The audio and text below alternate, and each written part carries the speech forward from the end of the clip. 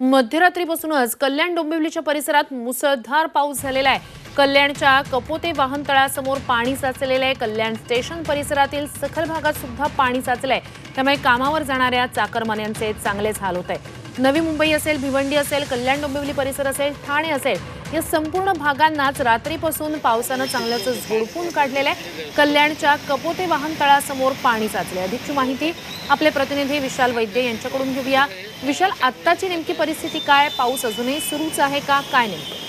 श्रुती, आता पहाटेपासून जो आहे पावसाचा जोर जो आहे थोडासा कमी झालेला आहे। मात्र काल रात्री साधारण 8 वाजल्यापासून ते पहाटे 5-6 वाजेपर्यंत अक्षरशः तुफान झोडपलेला आहे। कल्याण डोंबिवली परिसराला, ठाणे असेल, भिवंडी असेल, या परिसराला प्रचंड असा पाऊस आहे। रात्रभर कोसळल्यामुळे कल्याणच्या विविध भागांमध्ये जे आहे पाणी साचलेलं होतं। सुदैवानं आता जे आहे पाणी हे ओसरायला लागलेलं आहे आणि त्याचबरोबर रात्रीच्या सुमारास जो आहे रेल्वे सेवेला सुद्धा थोडा जो आहे फटका बसला होता ठाणे ते कल्याणच्या पुढे।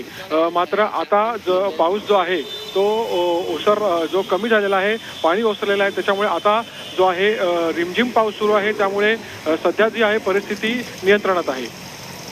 नक्कीच अपडेट तुमच्याकडून घेत राहू। तुर्तास धन्यवाद तुम्ही दिलेल्या संपूर्ण माहितीसाठी।